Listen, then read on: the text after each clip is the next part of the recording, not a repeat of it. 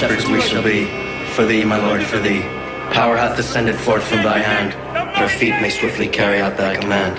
So we shall flow a river forth to thee, and teeming with souls shall it ever be. Nomine Patri et Filii, Spiritus Sancti. We would be honored if you would join us.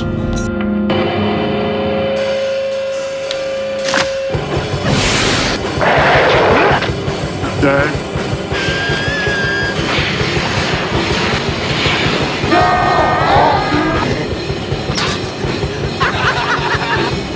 Drop it! Groovy. This is Video Store Clerks. Welcome to the store.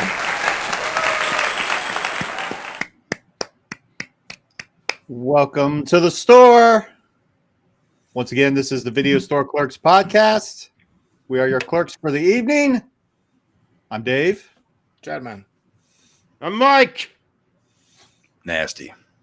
Beautiful. And tonight we will be covering the 1999 vigilante crime action thriller, The Boondock Saints. Woo. Woo. Woo. Okay. It's been a long time in the making. Yeah, we were supposed Yeah, to no do shit. like a month and a half ago. What's up? What's up, Tamara? Welcome one, welcome all. Please come into the store. Feel free to jump into the chat. We're fun. We'll have all kinds of shenanigans tonight. Yeah, we're supposed to do this like a month and a half ago, but hey, I think it worked out for the best because we're doing this right at St. Patty's Day. Right. Hey. It's all worked out. So it all worked out like it always does with us. So hey, let's not waste any more time, baby. Let's get started. But we will start the program as we always do with the news. Fucking what the fucking fuck? Who the fuck fucked this fucking news up? Yeah.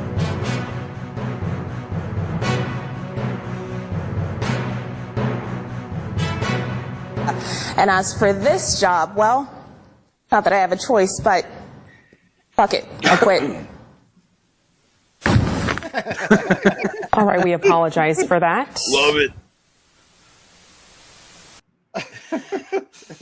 It's my favorite news clip. Tough, man, that's a tough spot. I don't know why it keeps doing that with the screens, but it needs to stop. I don't like when it cuts away to something. I don't like to see my face all blown up. Blow! We'll lose viewers. Pow, right in the kisser. Anyway, let's get started. We'll start with the box office. These are your domestic totals for this past weekend. Yeah, we have a never-ending supply of news clips. They really are. That's like, but that is like the perfect news clip. News to me. Starting with your weekend domestic box office totals, coming in at number one was Kung Fu Panda 4. Hiya. It's probably Weekend. entertaining. 58 mil over the weekend. Not far behind that was Dune Part 2 that raked in another 46 mil. In its 2 weeks of release, has brought in $162 million here in the States. Coming in at number 3, and a distant third, was Blumhouse's Imaginary. Ooh. What did I say? Like, that's the one with the teddy bear. I think I saw the trailer for that was, I think, with Thanksgiving. Yeah. Yeah. And I was like, that looks horrible. Yeah. Never-ending news clip. I ain't got the never-ending story song. You calm down.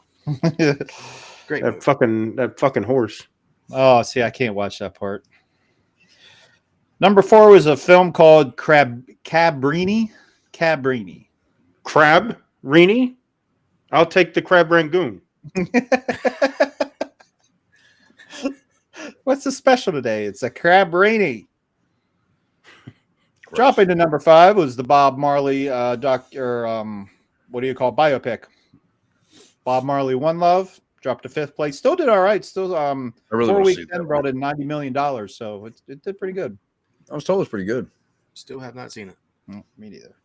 Ordinary Angels. I still don't know what that movie is, and it's been around for 3 weeks, but it came in at number 6. Oh, Madam Web. Poor Madam Web. Dropped to number 7, and it brought in $1 million. I think it brought in $1 million last weekend, I'm too. surprised it's still in the 10s. It's like people are just curious about it, I think. Get rid of it. Yeah. I think that Be gone with you.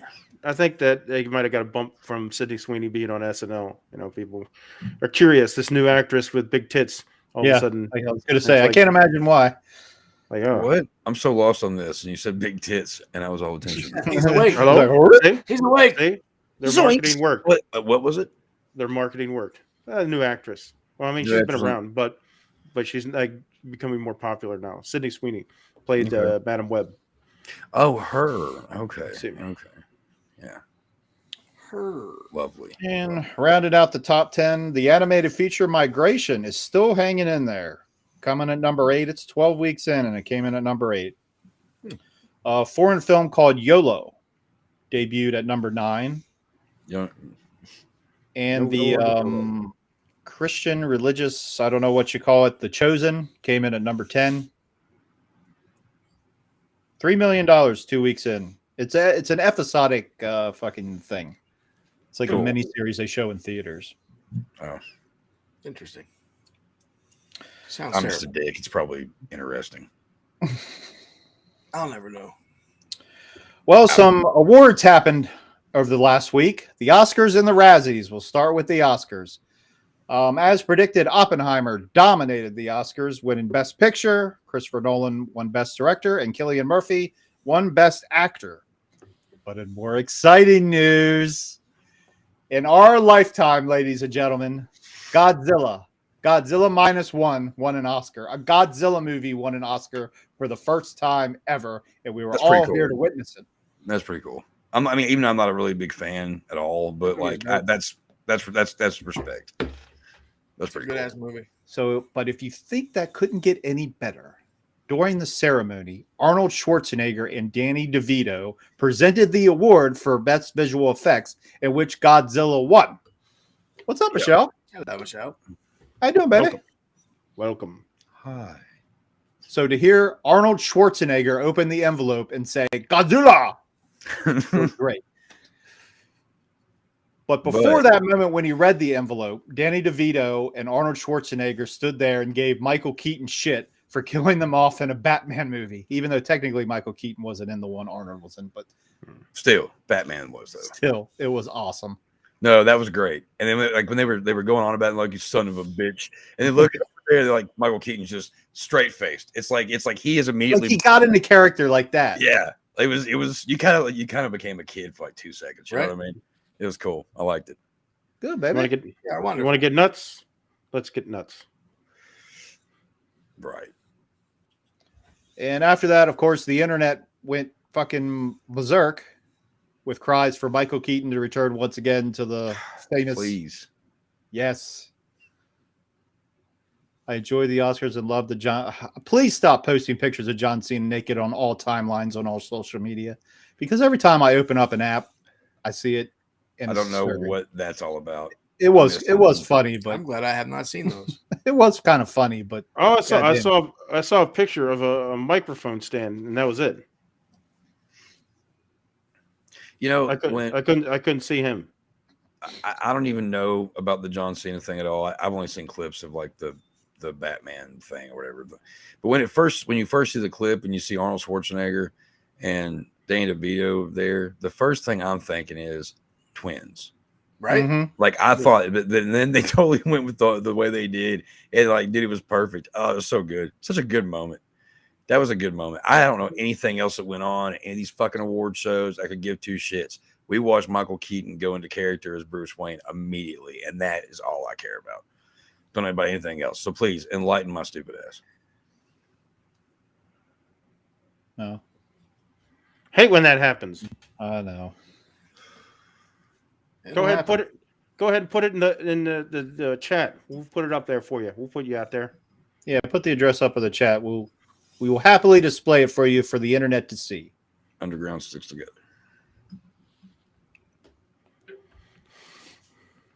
RDJ. That paper fell. Oh gosh. You calm down, Melissa. Easy, big fella. It's not The Rock. And that was the Oscars, but let's talk the Razzies. Much in the way Oppenheimer dominated the Oscars, can you guess which movie dominated the Razzie Awards? There's so many. Winnie the Pooh, Blood and Honey. What? Won for worst picture, worst director, and worst screenplay. The big three. It was shit. You know, I went back and tried to rewatch that again recently. I can't ever finish it either. Man, my buddy Stuart Bray, he swears upon this movie is really not that bad, and I keep trying. He's like, man, it's just a slasher. Just go. It's just a slasher.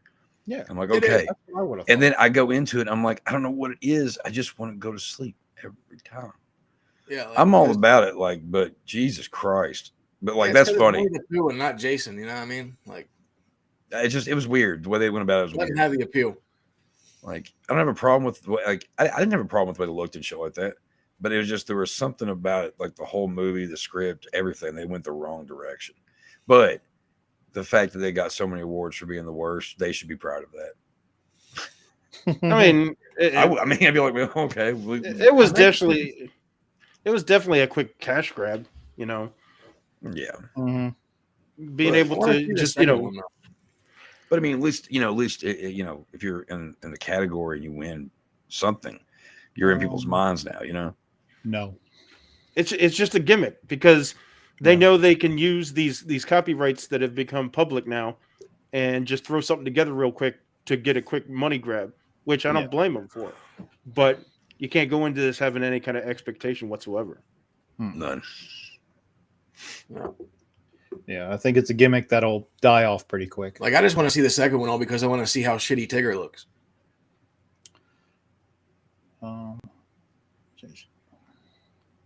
Okay, I'll leave that up there for a second. That's their channel if you want to check it out. Yeah, check it out. Check it out. Give them a sub. Hey, it's free. But don't forget to give us a sub while you're here. We appreciate it. Touche. Better. In other news, kind of late breaking news, this happened earlier this afternoon. Neve Campbell announced on her Instagram that she will be returning for Scream 7, as will director Williamson. What's it? Kevin Williamson. Kevin Williamson will be returning to do Scream 7. I'm definitely curious. It's kind of a bummer, the story arc they've been doing the last previous two movies we might not ever get to see, but still, Neve Campbell, hey. I mean, it's following the same guidelines I'll that it has check it before. out. The first one was good. 2 and 3 sucked. The fourth one was good. 5 and 6 sucked. So now they're on 7, so it should be good. This is going to be a good one, I think. Well, I mean, it's got all the things in it that we kind of that it's been lacking. I've come back. It's interesting now because the whole situation has actually set up something you could do, because it's like, okay, now that you have the old characters out of the picture and you got, I mean, as far as what's her face in the new trilogy, you have Neve Campbell coming back for this 7th film. So they could do something where, you know, they've already set it up to, at the end of the last one. Fuck, I can't spoil it. Anyway, they've set it up and stuff can happen. Fuck it. Thank you, Mike. Fuck it. Because I don't want to ruin it for everybody. Back to you in the newsroom. I have theories. You know, the way the last one ended can fit with the new narrative based off of Neve Campbell coming back. Yeah. So, but I told Neve Campbell when we saw her at Steel City Con, I said, make sure if they come crawling to you, you get them for every penny you can. Yep. Right. Fat yeah. cash. Exactly. I'm sure somebody wrote a check, and fucking good for her. Yep. Yeah, man. Oh yeah. I just hope Sydney dies. I want her to die. Surprise! Said It's not because I don't love her to death. I think she's awesome. But it's ridiculous that the same character keeps surviving. It's the final girl. Yeah. Final girl, final movie. Let it be. Kill her. Mm-hmm. Don't slay kill the her. fish. But Slay let's the not- fish. Let her be in the movie the whole time. At least most of the whole time. You know what I mean? I Don't do hear those shits where she comes back and she's in it for like the first 5 minutes and then she's gone. You know what I mean? Like, and She's everybody's gonna be like, the killer in this one. Yeah, she should. It should be like Nancy from Nightmare 3, where she makes it to the end of the movie and dies a hero's death, kind of that's thing. right. Yeah, exactly. I don't know. I'm excited about it. I'm a fan. So Love you too. Nothing but love here tonight. I love it. Nothing but love on St. Patty's Day. That's what it's all about.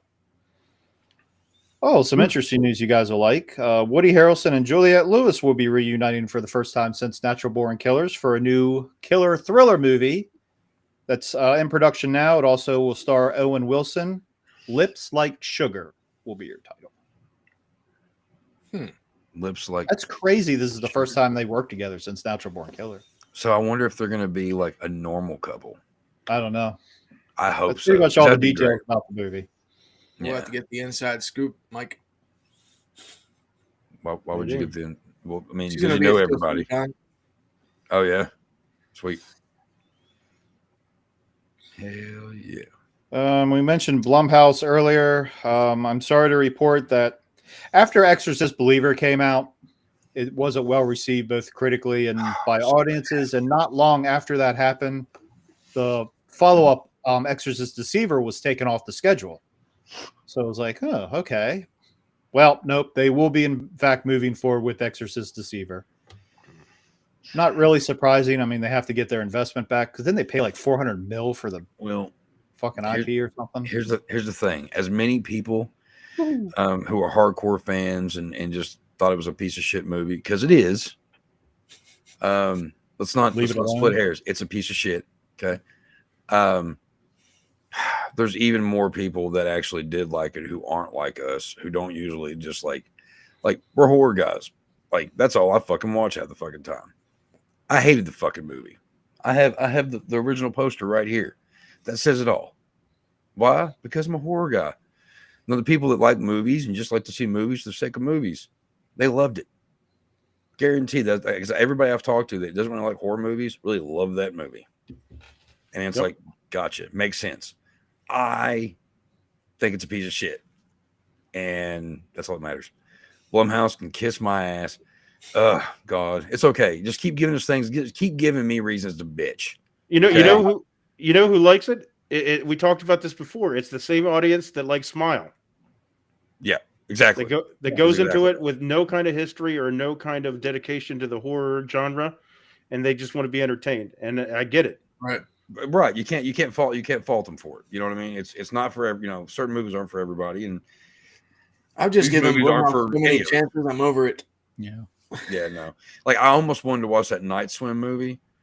But after one of my buddies who just tries to see something good in every movie, he watched it and he goes, "That movie fucking sucked, dude." And I was like, I'm not watching this anytime soon. You just told me, the right people tell you that movie sucks. You go, I'm gonna give it a minute. I'm gonna let this breathe. When I can come back to it like 10 years later and go, oh well, that fucking movie, I'm gonna watch and go, oh, that's why it's been.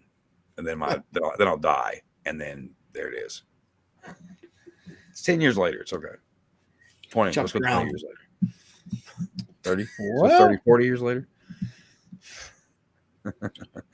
Yeah, there's a lot of news, but I think I'll just wrap it up with this one. A Halloween TV series is in the works for Miramax, and it will be a creative reset from the previous films, which means that we fucked up and we're going to try to fix it. Yeah, you can only get so much hate before you. I mean, they obviously weren't going to quit their jobs and quit what they're doing over it, so they have to keep moving, even though everybody's going, "Hey, stop! No, stop! No, put the camera down! Put the camera down! Pick up the shot!" Never mind. Telling to stop. It just fucking up my shit. Like fucking quit. Well, then somebody's got to make it better. Trailer? What is it? The new Omen trailer? Yeah, it came out today. Yeah. It looks terrible. Well, I'm going to tell you. Did you all see the Omen remake? The other one that was. I never saw the remake. No, I never did watch it. It's okay. You've seen the original, right? Yeah. Exactly. Oh yeah. Yeah, and none of those movies are really that good. I'm sorry, I said it, but like the remake is just like the original, except at the end of it, it's AK-47s being pointed at the dad. That's the only thing difference. Who gives a fuck? What are they going to make different about this? Oh, they're probably going to make it really political. They're going to make it really political because that movie has a political nature to it because of the dad. So what they're going to do is they're going to go in and they're going to make him some kind of political figure for whatever side they're for, or make him a bad guy, whatever the hell. It's going to be a whole fucking thing. So fuck that movie already. Called Evil Laugh.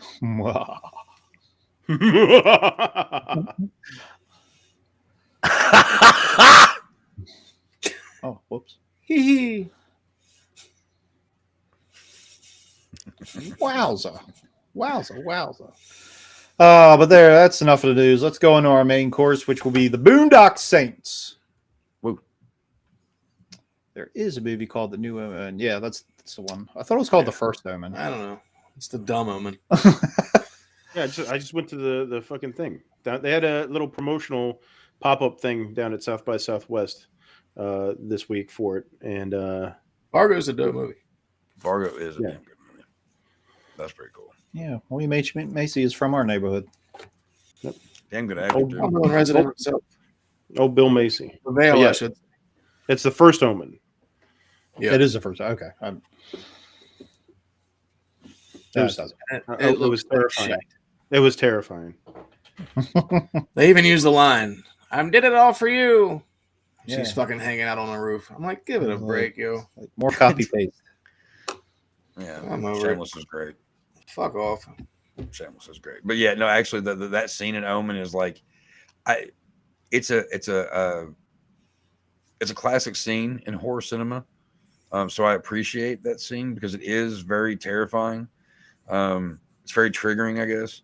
And it's very just like, I don't know, brutal in nature. I mean, she's hanging herself in the name of this kid who is Right. the Antichrist. That in itself is pretty cool. Unfortunately, that's the only thing. Oh, well, and when old dude gets his head taken off with the glass, that's kind of cool. Which I would later, like, when I saw Ninja Turtles 2 and then later watched The Omen, I was like, hey, that's the guy from Ninja Turtles 2. He just lost his head. Cowabunga. Totally. I think Blumhouse fell down the hill long ago. I love you women. You're partiers. I like it. Daddy like. Party time. Excellent.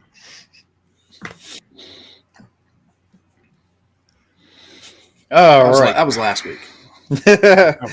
Oh, Oh, the Boondock Saints. And quite the story behind it that I'm sure we'll touch on. Written, directed by Troy Duffy. Oh, boy. What a class act, this guy. I don't know if we'll get into him tonight or not. I don't know the 25th story.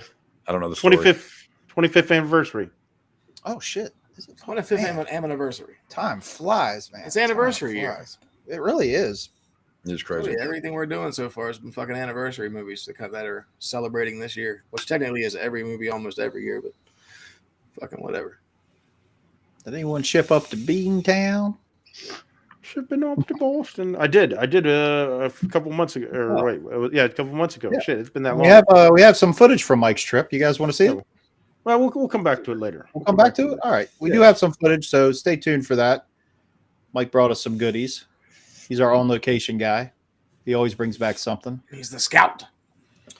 But the Boondock Saints, the final budget for the film was $6 million. And it made a disastrous $30,000 after only 5 theaters in the entire country agreed to show it, mostly due to result of the Columbine tragedy happening, I think like 2 weeks before. Was it 2 weeks before or 2 weeks after? I think it was before. Well, yeah, I guess it would have had to be before. So courts fearing copycats and whatnot. Just nobody wanted to show the movie, and I mean 5 theaters. Fuck. But it did have a happy ending as word of mouth, and once again, just like we mentioned John Carpenter early on, man, home video brought in a 50 mil, resulting in a sequel, and a third movie is supposedly in development. I don't know how. I don't know. That's happened. They've been talking about that for a while. I don't think it's going to happen. I don't think so neither. But well, there you go. And Willem Dafoe, which I'm certain we will talk about him tonight because he steals the show like he does in everything that he's in. But I'll let you guys go ahead.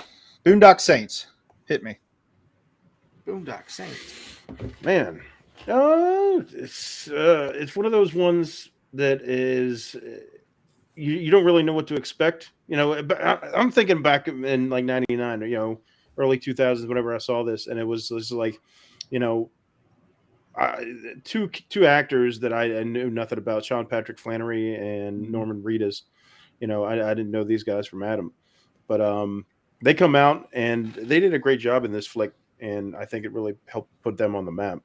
And the rub they get from Willem Dafoe certainly helps. And he's one that steals the show any flick that he's in. And Willem Dafoe's performance is amazing in this, I think. Oh, completely. The first time I saw this movie, I'd heard about it a bunch, and we were talking before we got on here. I used to just do the whole like pirating songs and shit like that, and I would make mixes or whatever. And there's this band called Bleeding Through, and I just picked a random song that sounded cool, and I think it's Love Lost and A Hell of Gunfire. And the opening sample is this whole thing where you hear this guy talking about a firefight, and it's like one of the most, like, it's just cool as shit. And I didn't see the movie for a couple of years after that. And when I finally saw it, like, I was watching the movie and I was already into it and already digging it. And when that scene comes in, man, I was like, oh, it's that fucking sample. And I don't know. And that's one of my favorite fucking movies, but it's like I was jamming that song all day today, like off and on, just because of it, just because of that beginning part. Really hits in the car. but it's not your typical shoot 'em up film. Mm-hmm. It actually has a really good story, and the characters, man, what I love in this movie, like the characters, all of them are just so off the wall. The brothers, especially, like they're so good, so well written, and you believe them completely. And I think it's fun because it's it's a revenge flick, but at the same time, these guys that get very serious about what they're doing, they get this brotherly. I don't know what you want to call it, but they get into it and they're like they're wrestling in the vent. That's one of my favorite scenes, I think, in this, where they're fucking wrestling in the vent and they fall through the ceiling into that situation. So I like the brotherly the banter. The bullshit that goes on between the brothers, even though they're like trying to be fucking serious, like revenge guys. It's like you have the serious, like, we're gonna be serious, like, we're gonna get these weapons, we're gonna go kill these fucking guys, and then it's just like calamity, and then it's like, all right, let's get back to being serious. So Rocco, man, what an annoying character, but he's playing himself, which is really funny. Yeah. But he's hilarious though. He's hilarious. He's fucking annoying, but he has to be. He's that guy. Man. That's it. He's that guy. Exactly. See, and he's one of those that has some great scenes too. I mean, spoiler, if you haven't seen this movie, why are you watching us right now? I'm glad you are, but seriously. But the whole scene, where the cat's like dead and all that shit, and like, oh, my poor. He's like, you're poor what? He's like, yeah, if you can tell me your name. But like he a line that he says that I've actually like said to ex-girlfriends. It's like, I can't run to a gas station without running into 9 guys you fucked. Cracks me up every time, and I've laughed my ass off saying it. But that whole scene is just, I don't know, when that cat splatters. It's just, there's just something about it. It's so good. It's so oddball, man. Like, I don't know how realistic Rocco really is. I mean, he is playing himself. I don't know how much of himself he really is in the movie. I'm really hoping to God he's not that bad in real life, but he has some good scenes. He's the perfect annoying co-star. Is that what you would call him? I guess. Yeah. Like supporting role. Yeah, supporting role. Because like you almost, there's times where like you're like, dude, just fucking die. Just fucking die. And then you're like, oh, like, it's like he's one of those characters, you kind of love him, you kind of hate him. Like he's annoying, but he's a good one. He's the comedy relief kind of guy. Yeah, he's the funny man. Oh, and then you got fucking Billy Connolly in this fucking movie. Yeah. He was great too. Not enough. Oh, dude, I agree. He is hilarious. That guy is a jack of all trades. I mean, he's a musician. He's a comedian. He's an actor. He's an activist. I mean, like, and he's so fun to listen to. Like, and watch like some of his, you call it stand up. but it's also kind of like more like a George Carlin kind of thing, where it's like he's telling really fucking dirty jokes and shit, but he's got a meaning behind it all. You know. Yeah. If anything, I think if they were going to do another flick, they could have done a story or a film based off his character, like a early incarnation, showing, because there's the history of the character kind of explained briefly before he's let out of prison. And it's like, damn, he was like a bad motherfucker. So if you could go back and see what, made him that, it might be a decent flick if you did it right. I can dig that. I can totally dig that, actually. Some characters are able to do that. Unfortunately, there's a lot of movies where they take the wrong characters out of franchises and try to give them their own thing. Same with TV. TV's horrible about it. Yeah. Like, didn't they try to give Carlton his own show? Whatever. Joey, they gave Joey his own show. No. Things like this don't work. But, yeah, that would be kind of cool. There was something I was going to say. Well, we can't leave out Mr. Jeremy, everybody's favorite adult star.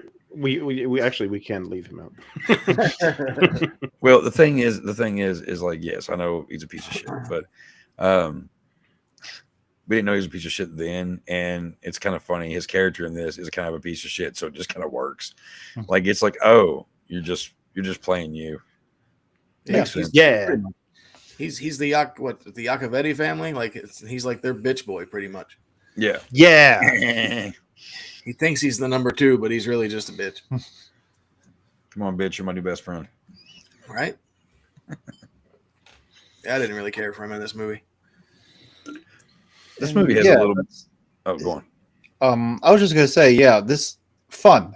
It's a fun action flick, and like I miss movies like that, And this came out at a time when with Fight Club, it came out after Pulp Fiction. Movies like that didn't have to be just so serious. You could have just a few good laughs. story. Yeah, a good story, great characters that you remember, and I miss movies like that, like this. No, and it still has that indie feel to it. You can tell it's not a big budget flick. Yeah, and I think the only gripe I would have about it, well, maybe the biggest gripe anyway, would be that like there's certain parts where the scene ends and the way it transitions into the next scene is weird. So you could tell it was clipped and edited a certain way, like it was rushed or something like that, because the transitions seem really off. I don't know if he meant to do that or not. It didn't seem like it. It was just like, I think the one bar scene when after the guys show up at the bar and everything ensues at the beginning, it like cuts away and it's just like a weird cut, and it happens a few times in the flick, and it kind of throws me off anyway. But I mean, it's just minor stuff because there were so many issues with production on this flick where it was probably thrown together last minute. Like we're just trying to get this thing out because it was almost never made. Right. It's a wonder it did get made. Yeah. There's a lot of fucking bumps in the way on that fucking movie. Yeah, I'm sure it was. Holy shit. It just got rushed. I mean, I think they filmed it in less than a month. I think it was like 32 days set online. Okay. The one thing that kind of attracted me to it when I did watch it was the fact of that Sean Patrick Flannery. What I remember him for was Indiana Jones, young Indiana Jones, and I was like, oh shit, it's that guy. This has got to be all right. And he was actually better in it than I thought it was going to be. Like, I don't know. It's lost my train of thought. Somebody else. Pass. Pass. Like I'm doing this. Going. It's like the game show. Like, oh, I can't think of the answer. Fuck, pass. Well, also that's very similar to the old guy in this movie who has Tourette's. Ah, fuck. Oh, don't forget that. That shit's so good. When they're in the hospital with the nuns, that one always gets me. Hey, fuck ass, let me get a beer. Fuck. And what does he say? He mixes up all, like, make like a tree and get the fuck out of here. Yeah. That's it. So fucking good. Make like a tree and leave. When they're in the hospital and the nuns are there. Like, oh, I don't know. That always cracks me up. And then he's like, he's not cussing at you. Yeah. This movie has a little bit of I just like everything. that fucking cop. He cracks me up too. The goofy guy that fucking Willem Dafoe is pretty much picking on nonstop. Oh, yeah. He's like, Oh, why don't you yeah. go get me a coffee? Sweet and low. We'll start Greenlee. the ass kissing with you. Detective Greenlee. Oh, dude, he's great. Willem Dafoe is probably one of the greatest actors of all time. Because, like you Was? said earlier, he still a show. Did he die? No. Oh God God, damn don't say that. Don't put it. No. Don't put that out in the universe. He man, he when you watch him in interviews and stuff, he's just such a nice guy. Mhm. Such a nice guy. But man, he can be just a fucking psychopath. Like he's just such a great actor, man. Like, and he just He this steals whole movie. movie, but like I did not expect parts of this movie. I was just like, oh shit, you know. Well, because like, okay, you find out, well, like during the firefight scene, he's, you know, whenever he's listening to it, like he listens to his classical music, and it gets him this thing. He just blocks somebody out, and he does all this. And he's very professional. But when he's finally like, just at his wits' end, and like the scene where, you know, the big firefight thing, and he's all like, and it's just like you really do believe he's actually losing his mind, and everybody's just kind of standing there, just like, What the dude, fuck? like you're what? Like I don't know. Are we got a serial crusher or a big freaking guy? Big friggin' guy, yeah. But no, when he Good night, mate. the scene where he's undercover. Boobs. Um, There's boobs in this movie. Everybody stop talking. Everybody's They heard the word boobs. okay. Well, Mhm. all right. So he comes into the house we all and want he's, to trade and he's it. dressed like a woman. Now the way that he looks dressed like a woman looks like that Terrible. one cast member. Terrifying. Oh, Wait a terrifying. minute. Wait a minute. He Before you reminds me the chick from Saturday Night Live, blonde-haired chick who has the big jaw, looks just like that. And I've said that since she started on there. I'm like, oh my gosh, just like Willem Dafoe in a dress and a wig. And it's just like she does, and it's terrifying. That is, you know what? He has played some terrifying roles, but that moment when you see him in that, it's just like, oh, that's scary. That's Like, too far. that's- That's too That's a far. bit much. That's That's the line. it's like Willem, dude. We get it, man. Like it just there's his eyes and the way his grin is like all the time is just terrifying. And like even like an American Psycho, when he's being like the nicest guy, you're still like, this guy's crazy. Like he's a cop, Oh, okay. but like it's just like there's just something about it. It's kind of like Jack Nicholson. It's kind of hard for him not to look like a psychopath all the time. Yeah, Willem he's Dafoe's like kind of the same way. He's like an unhinged version of his character in American Psycho. Completely, yeah. Oh, but I mean, put a theory there somewhere, I'm sure. Oh, I wonder if they cross universes. He Mm. eventually becomes the Green Goblin. What the Shitty fuck? shooting, good shooting. But like it starts with him as the detective in American Psycho, and then he slowly goes to, you know, even though Psycho came out after Boondock Saints, then he goes to Boondock Saints, and then he has that kind of a meltdown, and then he ends up becoming the Green Goblin at some point. That Or would he be- ends up in Antichrist, and then it's just all over. You ever seen that Oh, movie? yeah, because At the very you end, seen- he's just hanging out in the lighthouse. or maybe it's With no dick. Have you ever seen Antichrist? Have you seen Antichrist? no. Oh God, it has one of the most painful, mangled dick scenes. One of them, and it's the top 5. one of them. I've It's, seen a lot. it's a good movie, but it's a real serious, like it's a fucked up, like it's not a movie you watch to feel good at all. And out of nowhere, there's just this whole scene, and then ouch. But like Maybe no, she puts his dick in a fucking a press thing or whatever, and it just busts or whatever. Oh, it's so bad. It's a good movie, but ouch. I wasn't expecting it. I really wasn't. I don't think anybody would. No. Reminds me of the nut. Way. Reminds me of the Nutcracker. No, it wasn't as nuts though. That Yes. I know of. But ouch either way. It is, dude, it is Antichrist. It's a But good fuck. But it's funny how this character of Smecker just kind of he's so confident at the beginning, and it just took that little thing to fucking set him off, and the downfall comes quick to where he's just like fucking losing it. It's like, dude, you were killing it. Like, it's no big deal. And then he's okay with it. Like, then he starts understanding their mindset to the point where he's like, I get it. Like, because he kind of ends up on their side by the end of it, right? Oh yeah, yeah. That was another thing where it's like he just goes out and drinks, and then like all of a sudden, he finds his way into that same church that Rocco's in, and then everything's fine. Like, oh yeah, I'm gonna have these guys call me, and we're gonna work together. Like, like how does that transition happen like that? It's like this took a turn. Yeah, it's like I feel like there's a lot that was left out there. Join them. Yeah, because I mean, even then it says just like 3 months later, like you don't know how they set up the court hearing shit towards the end. Right. It doesn't say shit about that, and like the whole fucking Boston PD's in on it. No. Like what the fuck? So there's a big jump that happened there. So, it does seem like there's a lot missing. I mean, I'm sure they couldn't go back and do reshoots or whatever. So I don't know. I wonder what happened there. It's because they wasted 2 years of the movie production partying. Probably. No, like definitely. Oh, really? Yeah. I don't know the story. I don't know if there's because Weinstein bought them the bar that the dude worked at, that Duffy worked at or whatever, and then all they did for like pretty much a year was just sit in that bar and drink.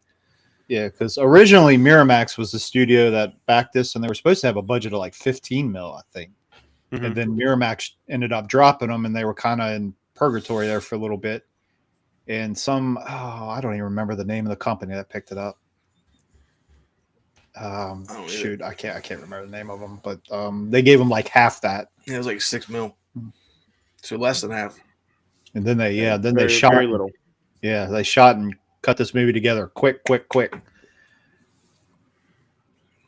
he wanted Patrick Swayze and Ewan McGregor and Robert De Niro, and there was a whole list of names that they wanted. Somebody wants to be Martin Scorsese. Probably wasn't going to happen, and for some reason, Miramax and Weinstein was building Troy Duffy up, but he hadn't done anything yet, ever. And he's also in a band with his brothers, and you never know with documentaries sometimes because they can be edited and skewed in such a way. But from the documentary, it seemed like he was more interested in the record deal and the music than he was the movie. At least that's what I got out of it. But like I said, it's from a documentary, and you never know with them sometimes. But yeah, it's an interesting documentary. It's called Overnight. If you haven't checked it out before, you can go. It's on Tubi for free right now, and it just tells the story of Troy Duffy, and Overnight is basically saying that he was an overnight success because back in the 90s. They were touting him as the next big thing. After Tarantino came in with Weinstein and them guys, they were looking for the next big thing. Yeah. And they thought that they could just bang out like big directors and big flicks. And, they bring in Troy Duffy and they're pumping him up, and, it's Hollywood bullshit where they're just going to sell you like, oh, this is the next big thing. Yeah. And he was in Variety. He was in all the big, Hollywood papers and everything like that. So they made a big deal out of him.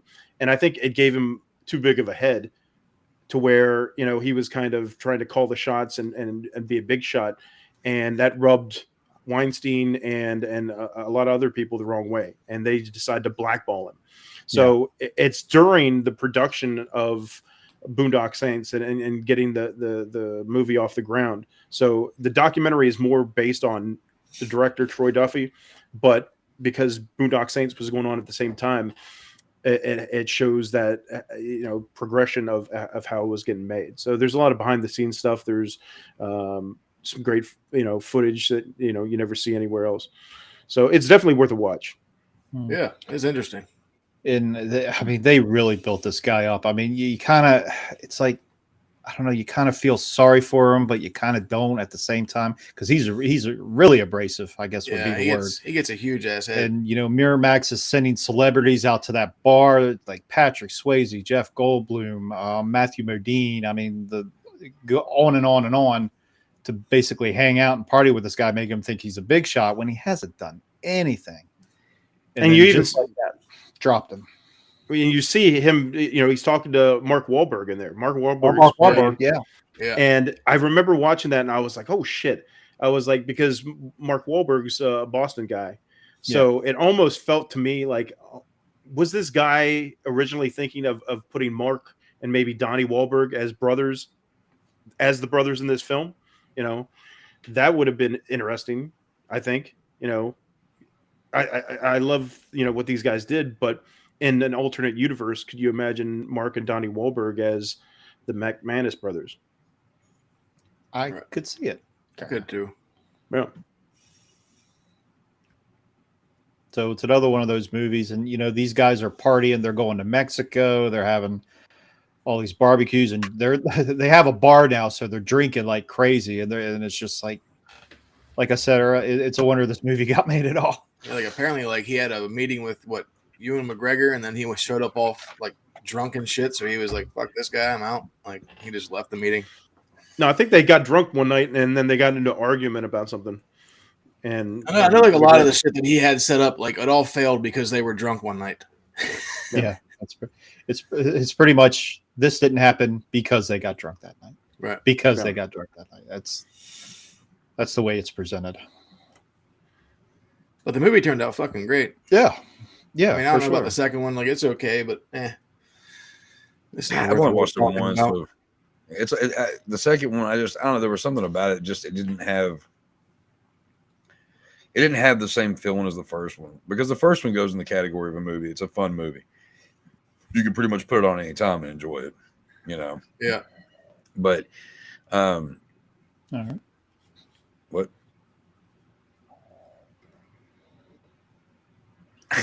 Of course. Like yes, that's where we grew up.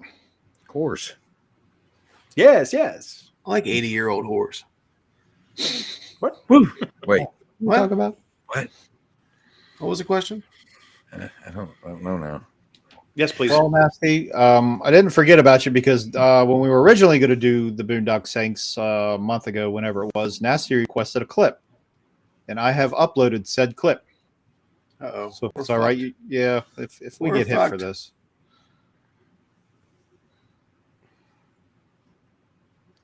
They exited out the front door. They had no idea what they were in for.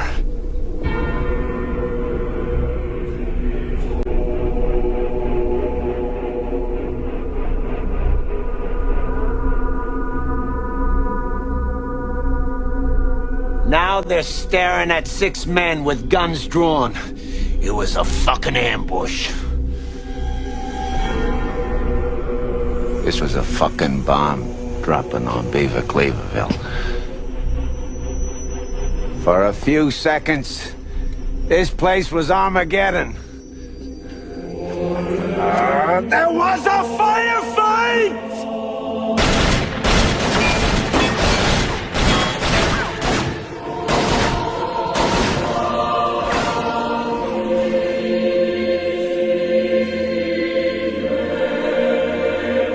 That's just what's great. He gets so worked up about the whole fucking thing. It's so fucking good. Such a great, good. Such a great scene. It's beautifully shot. I mean, just the whole thing, the way it's carried out is just perfect. Like the sinister look in his face, like just how this badass they look when they're all walking out, and then like you see Connolly over there, and he's you hear Defoe talking about 6 men with like guns drawn, and you just see one man standing there, and he's just ready. Like, so oh bad. God, that's my favorite scene for sure. It's how could it not be? And there's so many great scenes in this movie, but man, that scene alone, that sells the movie right there. Yeah. Right.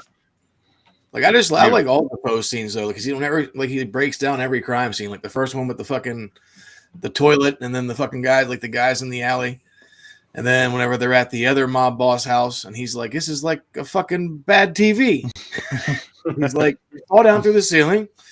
And then like fucking whenever they're like doing that little banter in the shop, getting all their fucking equipment and stuff, and he's like, I need a rope. He's like, you and the fucking rope. He's like, Charles Bronson had a rope. Yeah, Charles Bronson's always got rope. He's like, get your fucking rope. And whenever they fall through the ceiling, he's like, I told you about the rope. He's like, you and your fucking rope. And it was all an accident too. Like, right. They look like complete wrestling around the ceiling, they just fall through it. And just that whole so good.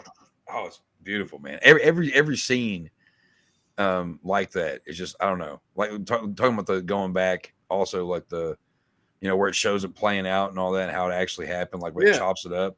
I just love how it's done. This entire movie, just like it's like, oh, I can't wait to see how this happened. What happened at the end of this? It's just great. Well, I just like at the scene where they like kill all the mobster guys in the hotel room whenever fucking Rocco comes up to the fucking door. I'm like, oh, we gotta fuck with him. So they fucking just pull him in there and throw him down and start yelling at him, and he's like, oh man, I didn't fucking do it. And then he started laughing and he's like, oh, you fucking guys. Because that's some shit. That's some shit we would do, Yeah, 100%. Like, oh shit, it's Chuck at the door. Let's fuck with him. He's like, oh, you fuck, what the fuck, who the fuck, fuckity fuck. That would be shows the diversity of the word. That whole fucking scene's great. Yeah. And then whenever they're in the fucking strip club joint, and then they're breaking that shit down, and he's like, we got ourselves a cowboy on the hand. And then like they clip to the scene of Rocco like, why it fucking hurt? And he's like, I love on the bloopers. Like the bloopers of those are great. We're like, they're telling you, oh, you haven't seen the bloopers on the DVD. Where they were telling him to do the scene over and over again, and he's like, wide earth, man. And he got more bored and more bored till like finally like he was aggravated as fuck. And like I'm pretty sure that's what that is him just being like, because originally he doesn't say fucking.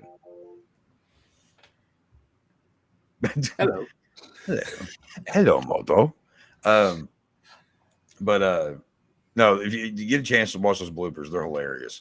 You can probably find them on YouTube. Sure. Fuck. fuckity fuck. Mine too. Hell yeah. I say it a lot. See, to me, like a lot of the movies, just Rocco trying to prove himself too. Because whenever they go into that fucking like pool party or whatever, and then they don't see the dude they come to kill or whatever, and he's in the bathroom, and then they actually make Rocco fight his ass to be like, nope, like let him go. And then they kind of help him out at the end there because Norman throws him a pool ball. Yeah, I mean, the Rocco character has just been a lackey for so long. Yeah. And now it's like, because the brothers have come along, now they have the power. And now, he wants to, try to call shots and do more. So it's funny because, he has no fucking clue what he's doing. And it's that's why I think I like him. Like, he cracks me up. Like, especially whenever he goes into that fucking diner and shoots up them two dudes in the fucking the guy, like the coffee guy or whatever, and then he fucking just busts in the house and he's like, pack all your shit. Like, we gotta fucking go. He fucking That's pretty good scene though. That's a pretty good like shooting there in that scene though, when he does that. I like the realism of the shots. They're nice. Yeah, it's fucking good, man. Like, you can't go wrong with this movie. Yeah. No. It's like If you haven't seen it, you're definitely missing out. But if you haven't seen it, you're not watching this, nor will you ever. So, I mean, if you're an action fan or like if you like comedy, but even if you're not an action person, like this is a movie that just about anybody can watch. Like, not but it just flows real nice. Like, I don't know. Like, you can just sit there and like next thing you know, it's over. You're like, what the fuck? Yeah, you're not bored at all. Why it goes in the category of fun movies, because it's just, there isn't really a boring scene in it. You're intrigued the whole time. You're laughing through most of it, and you're entertained. Are you not entertained? Yeah, not taking anything away from Troy Duffy, man. It's a great script. It's a great movie. I mean, first time director and all that. And he had no history. I think he was just a bartender, and he decided to write this story, and that was the thing. It was like I said before, the whole idea of Quentin Tarantino being a video store clerk, and having all these great scripts and everything. They thought, oh, well, we'll just pull fucking all these randoms out of nowhere and try to make money. And I think he said he wrote it because of all the stories he heard and shit. No, but. Yeah, and I mean, back then studios took chances on movies like this. They don't do that much anymore. Right. That's why we get what we get. Get remakes and reboots. Yeah. Well, they were even talking about that at the Oscars. I can't remember the guy that won, but he was up there giving his speech, and he was saying about how all these studios want to invest into $200 million movies, But why not do 10, $20 million movies instead? It was the guy. What the fuck is that movie? Ah, shit. Now I can't remember. I know who you're talking about, but I can't think of it either. Fuck. I'm going to pull it up now. It's going to bug me. Go ahead. Oh, we got a recommendation. You guys need to check out these movies. I'm totally checking out for sure. And I need to invite some kinky stuff going on in these movies. I'm trying to party with you ladies. Do tell. Somebody say kinky. Cord Jefferson from American Fiction. Okay. Because they worked on it. I think he said it was only a $10 million budget. So it's like, yeah, all these studios are worried about these Marvel movies and fucking superhero comic book bullshits. It's like, you can have great films that don't cost an arm and a leg. For sure. Yeah, and I mean, we've seen many of them. And Godzilla was what, like 10, 15 mil budget? Yeah. And won Best Visual Effects. And made all that money. And it's like the new Joker 2 that's coming out with Lady Gaga. It's like the budget's almost $200 million, which is like, the budget is like 4 times what the first one was. It's going to be a musical. You're just setting yourself up. Why not take a chance on like 10 little movies? I mean, it's guaranteed at least one of them's going to hit. I mean, come on, fucking Clerks, $27,000. Yeah. Right. It can be done. And Tarantino with Reservoir. I mean, the list goes on and on. The original Alien, the list goes on and on. You don't need these $200-300 million fucking movies. Do you see that in that documentary where he was talking shit about Keanu Reeves and Ethan Hawke? Yeah. Yes, let's see. That's the thing. Like he's saying like, oh, what do you call? Because the studios were trying to get him to use like Keanu Reeves or Ethan Hawke into the film, and he was calling the one. I think he was calling called Keanu. He was like he's like a fucking punk. And Ethan Hawke's a talentless fool. It's like, whoa. And this is the shit that rubbed people the wrong way. And they're like, you know what? We're just gonna buy your film and we're gonna bury it. Fuck you. You ain't shit. We're the bigwigs. This movie has such a cult following now. Yeah. Like I've seen so many tattoos right here of that shit. Yeah. You know what I mean? Truth and Justice is the translation from Latin. Good shit. Oh. And do we want to see Mike's on location footage that he gave us? Let's take a look. Yeah. I went up to Boston back in January, and I was like, you know what? This is remember the opening scene where they're in the church and they come out? This is the exact church. They come out those doors and they smoke a cigarette right here to open up the film. Nice. So, that's a scene, a place in Boston you can visit. Film was mostly filmed up in Toronto, I believe, up in Canada. Mm-hmm. So there were very few shots of Boston. Obviously, whenever they're walking around the city, you get a little bit of the Boston look. But the rest of the stuff was filmed up in Canada. So, and then whenever they're going to kill all the crime bosses, they're coming to this hotel. They walk right under that, and they go down these steps to go into the hotel. So that's still all there. So if you're a fan of the flick and you head up to Boston, those are a couple places you can check out. They're there, and it's cool to be able to see them in person. Yes. Still shots. That you're still shot. That's me trying to be a badass. but it's really just me being a fat ass. Oh. You fat fuck. Short legs. So yeah. Nice.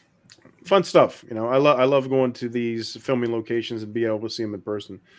And especially, there's a lot of places that are, on sets and you never see them again because they're built and they're torn down and they're gone forever. But the places that are still around, it's cool to be able to go and see and experience that. Yeah, it's always cool to just walk around and be like, man, it's like there's history here. Yeah. I like doing that. Same. Just like when I stayed at the Jason Lives camp. Like, it was kind of crazy to like use the same stuff to make my meals as like I saw them like the counselors using in the fucking kitchen and shit, you know, staying in little cabins all around there. It's kind of cool waking up and you know, seeing like the cabin that was used as the boys' cabin in that movie. So it was cool to go different. That's what that. Yep, it definitely. If you go up to Boston, you got to swing by Salem, Massachusetts. Great, fun little town. You know, if you like witchy stuff, if you like what's the movie? Oh my gosh, the witch movie. God damn it, The Witch. Lords of Salem. What? No, the three witches. The Hocus Bette Midler. Pocus? Yeah. Oh, that shitty piece of shit. Yeah. Oh, whoa. Hocus Pocus. What a piece of movie? junk. What an overrated Which movie piece you of talking shit. about, Mike? She's a witch. Ugh. Which movie you talking about? Amok. So yeah, they filmed that up there, so you can check that out. Yeah, if you like that movie, they have singing places up there. Yep. Hocus Pocus. I'm not a big Hocus Pocus fan. Sorry, Me neither. What? but it think has its audience. Yeah, I'm not a fan either. Uh-oh. Now you're fucking riling up the chat. That's a friend of mine. We're gonna fight about it later. Oh, look at this. I don't Look care. At this. I Look at this. Hocus Pocus everywhere. Now they're yelling it at us. They're screaming. Hey, somebody said the craft, and I like the craft. Does that earn me any points back? Say the No, crabs. I'm Somebody brain dead mentioned Kraft. today. I'm fucking so tired. Being down in Texas all weekend, fucking running around. Oh shit! You from here? I'm over here now.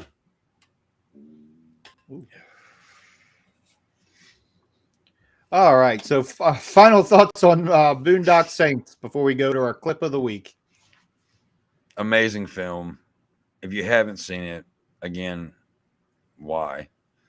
It's a fun one. It's definitely if you don't know what you want to watch, but you want to watch something kind of funny, but you know, fast paced, I would say go Boondocks. Good shit. It's a good vigilante film. It brings back full circle where they get to actually get reunited with their father at the end. And after he gets hired by the Italian dude that's trying to kill them. So I guess it's kind of one of those be careful what you wish for kind of things, because at the end of the day, you're going to get bit in the ass. I dig it. I'll watch it plenty more times over the next few years, guaranteed. Yeah, it's like you said, it's a fun little indie vigilante flick, revenge flick. And I've said flick so many times in this movie. So we're going to make it a drinking game. Every time you watch this episode and you hear me say flick, take a shot. Fuck you. Anyway. it kind of reminds me of Blues Brothers with a twist. You know, it's like they're on a mission from God. Right. But it's to kill someone. I never thought about it that way. Yeah. Sure, yeah. It has that feel. Because I was sitting in the hotel the other night and Blues Brothers came on, and I was like, "Fuck, I haven't seen this in a while." So good. That's another one we got to do one night. But yes, it made me it reminded me of this a little bit. It's like, okay, you know, the brothers on a mission from God, having a good time. Duo movies are always fun. I mean, usually. I mean, you also have movies like that one piece of shit movie with Van Damme and Robin. We don't talk about that here. Like, you know, you have movies like that are pretty bad, but like movies like this, and then like Lethal Weapon, shit like that, man, just good old. Yeah, I'm telling you, I'm trying to party with you ladies. Let's get something together. No shit. Love drinking games. The prayer is very, very iconic. Yeah, I had to put that in the beginning. Hell yeah. And then, of course, the court scene. You know, I feel like we missed a bunch of stuff. Yeah, but, I feel like we always do that. That's why I try to run through some of the kill scenes. Yeah. We need a format. List of shit we're going through here, because it's like we get all over the place. It's like I get so excited about a certain scene, I want to talk about it. Then it's like we go in 6 different directions. But it's like you know, I think we all do that, and maybe that's it. Because sometimes I just run it through the movie. I'll be like, "Oh yeah, that part," or "Oh yeah, that part," or somebody else start, and oh yeah, that part. But Again, yeah, if you haven't seen the movie, I don't know why. Just fucking execute the guy in public court. Yeah. There you go. Why not? Bring it back. Bring back public execution. Vote for me. There he grabs the judge and he's like, "Get the fuck back here." Televised. That's what I say. And leave something witchy behind. And you don't want us exposing ourselves. I went to the court scene from Ghostbusters. I'm sorry. That's a good scene. That's also a favorite scene of mine of all time. Got the Then we start talking about other movies. Yeah, and we got the new Ghostbusters. I'm scatterbrained anyway, naturally. We got the new. I'm saying the new Ghostbusters comes out in a couple weeks. Yeah, I'm ready. I'm excited about that. I plan on taking Dax to go see it. I'm gonna pistol whip the next person who says shenanigans. What? Oh Lord! Shenanigans. Evil shenanigans. All right, let's move on to our random clip of the week, which we picked a random clip from a random movie, and we see what happens. Let's see what happens. Randomly. We didn't have a kung fu movie last week. Chuck says no more kung fu. He says, "Fuck you, kung fu." I don't want any more goofy ass kung fu shit. I like fitting in. I don't give a fuck about fitting Jack. And the first rule in a crisis situation: you negotiate first and you attack last. Well, you negotiate first and then you attack. You never negotiated. Nah. You don't know what kind of an enemy I am. Who are you? I'm Vincent's brother. We're twins. That's right. You're fired. You have no respect for logic. But he's got an axe. For those who have no respect for logic. And I have no respect for those with no respect for logic. You're a very stupid person. Imagine if that film just took a dark turn all of a sudden. Whenever he puts that axe into the wall, and you see the spiked end of the axe, if he just rammed his head right through it. If it was any other movie that he would have done, he probably would have done that. Like this shit. We gotta do that movie. Dark. Kung Fu Fucking Panda. love that movie. That's one of my favorite Arnold movies. What? Twins. Oh yeah, we haven't done that yet. No, we've talked about it though. We've talked about twins a lot of times, but then we had Arnold Schwarzenegger. Okay, yeah, true. Yes, we'll have to bring back our special guest. Easter egg. That's all. What are we doing next week? Next week? Well, we actually think next week we go back and do the 20th. It's going to be the 20th anniversary to the day next Tuesday for the 2004 Dawn of the Dead. Oh. Was that Zack Snyder's first movie? Wasn't it? It was. We're going back. It's crazy. Back to the bar for a hot minute. I remember it like it was yesterday. Oh, I'll tell the story next week. I'll save that. Yeah, it's a good one. Why is everybody mangling penises over here? Knife in the dick joke. The old knife in the dick gag. Oh, I was talking about the Omen thing down at South by Southwest. You want to see my stupid video? Yes. Yes. Here, I'll post it up here. And all right, here we go.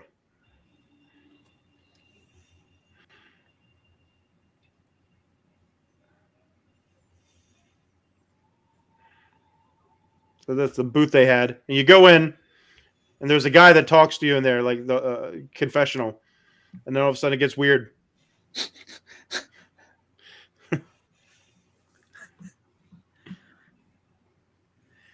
It's the Weinstein list. Oh.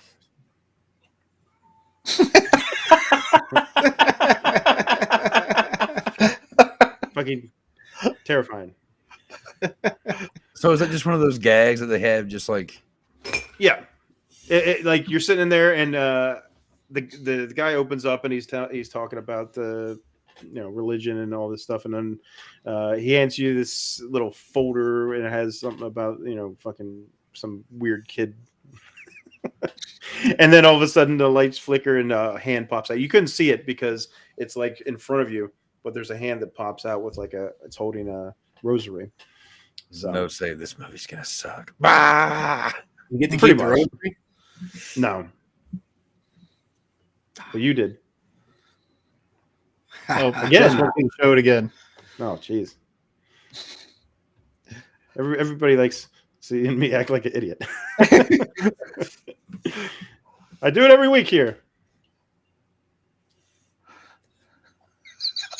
They just want to see the scare. Check it on the rerun.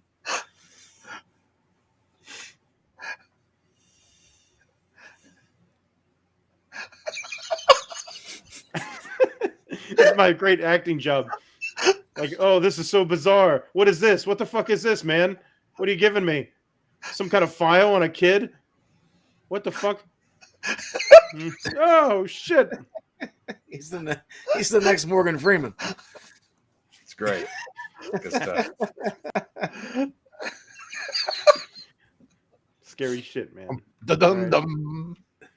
It's whenever they come out with terrible prequels, it's fucking scary. All right. Terrifying. Don't judge. Don't judge. She's dead. Here you go. Good times. Yeah, I mean, yeah. So that was part of South by Southwest, which is still going on right now.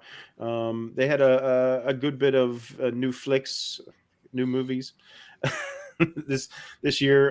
The big one. Oh, I meant to talk about this. Was the new Roadhouse. A lot of positive feedback on the new Roadhouse. So I'm kind of curious to see. It's what, March 22nd or 21st? When's that come out? I'm not sure. On the clock, right? I think so. Or is it? I think it's Amazon. Yeah, because they had that big ordeal with the director. Because he actually was the one that was trying to boycott it. Mm-hmm. Yeah, and he actually ended up showing up to the premiere down there. So I think they've smoothed over anything for now. But I mean, there was a lot of positive talk from what I see. I didn't get to go into the premiere, but Gyllenhaal was there. Conor McGregor showed up. Post Malone was there. Yeah, a lot of positive feedback on that. Did you meet Post Malone? Interesting. No, I got in the night after, so unfortunately I didn't get. Have you ever met Post Malone? No, not yet. Nope, but you met Jelly Roll. That's pretty cool. Fuck that. Here's the thing about the Roadhouse remake. It's like I was all hate about it too. I was like, really? But it's our gut instinct to hate these films now. They've made us this way. Yeah, we've been burned so many times. It's like, but like after watching the trailer and then watching some other stuff about it, I'm willing to give it a shot. Even though I hate Jake Gyllenhaal. Sorry, I hate his fucking puppy dog face. I can't stand it. He's like that dog. He's that face like that dog. Like if you went into the vet's office and they had that little like coin slot in the dog's mouth or whatever, and you're like, the dog's like, little puppy dog. That's what his face looks like. It's annoying, but I'll let it slide if the movie's decent. We'll see. It's like I'm not a Gyllenhaal fan either. Fucking Donnie Darko is one of my least favorite films of all time. Boo. And people are gonna give me shit for that, but fuck that. Yeah, I can't dig it. Sorry, guys. Well, that had Swayze in it, and now he's doing a movie playing pretty much Patrick Swayze. True. Weird. Full circle. It's the circle of fucked up movies. And movies nobody wants to see. Akuta. Akuta Matata? Akanta Alata. I don't know. On that note, well, this was another fun one. I enjoyed myself. I have fun every week. Every week's a good time. And thanks for before everybody we for go, stopping in. Our boy Nasty wrote a new book, or he's part of a new book, along with his other collection he's got going here. It's time for bigger. the Chuck Nasty Book Club. And what do we have this week, gentlemen? Of course, we have Thirsty. You can get this paperback over at Amazon right now. House of Flesh, another one you can enjoy. What else do we have? Oh, Sludge. And let's not forget Going to Hell, Fresh Kills. Yep, that's the newest one, and it's getting a lot of positive buzz about it right now. 3 stories that will continue in 5 other installments of Fresh Kills, Volume 1. Going to Hell. It's kind of a long title, but I like it. But yeah, it's fun, and it's the book that has coined me as a stoner gore. And god damn it, I've been writing stuff here lately to keep with that. So yeah, it's good stuff. I didn't know, and it's good price too. I didn't know you went to Norway. I didn't go to Norway. Oh, hell! I thought you meant Hell Norway. I got to read it. He's a funny fucking guy over here. Yeah, no, it's three stories I'm very proud of, and if you like gore, and if you like humor, and if you like weed, you should definitely go check it out. And I make sure that that the book is a decent price, so it's basically around like $4.99. Go pick it up. What the fuck you waiting on? Go on. Cheaper than fucking KFC. Good one. In the whole, don't break him right now. The entire Nasty collection is available on Amazon. Links to each book are in the description, or if you're on Amazon, just type in Chuck Nasty Books. You can also get Going to Hell. It's on Unveiling Nightmares Press. Yeah. You can go check out their stuff, their website, and all that fun stuff. And there's all kinds of other good authors on there as well. But there's other places you can get Going to Hell too. That's one place you can get it as well. But just throwing that out there. Check it out. And don't forget to check out and support Chuck's band, Bastard Sons of a Judas Goat. The links for that are in the description as well. Make sure you give that a shot. New stuff coming. New stuff. Coming. We got an album getting ready to be put out. We've been working on for a while. It's killer, and we've already been working on the next album. And the songs are just kind of flowing out, man. Like it's some good shit right now. Angry, aggressive, moody, thought-provoking, and you can fist bump to it. Good stuff.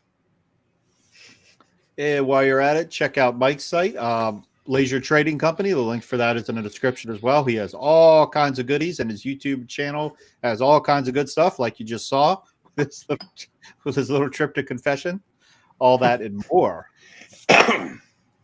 And while you're here, don't forget to like and subscribe to our channel, Video Store Clerks. We go live every Tuesday night at 10 p.m. Come and hang out with us. It's a good time. Always a good time. Wait, I also want to throw out too, even though it's been kind of on a pause for a minute because of other stuff, still got Graveyard Talk with Whitman, with Whitman Photography. You can also check him out on that shit. But Graveyard Talk and Nasty Nation isn't done. It's coming back soon. Some changes have been made. And so stay tuned for that shit. Check that all out on Facebook and all that. Hopefully you got a new host. That guy was a real fuck. Man, I don't think Whitman's going to like you saying that. Man, I forgot to check on Whitman. Is he still in the back? He's still in the bag. He's been gone. What? He's been gone. He was supposed to do inventory. He snuck out the back. Man, I got to fucking call corporate. Man, I'm going to hear it. I think he has FMLA. I don't know. Everybody has FMLA. Fuck my life again. There you go. That's it for us. Let's get out of here. Thank you so much for joining us in the chat. This was a lot of fun. We always like talking to you guys. And we appreciate it. Join us again. Dawn of the Dead remake next Tuesday, live 10 p.m. Eastern. Join us then. I forgot to upload the end screen, so we're just going to cut to black tonight. Fade to black. Have a safe and happy St. Patty's Day. Good night, and we'll see you next Tuesday.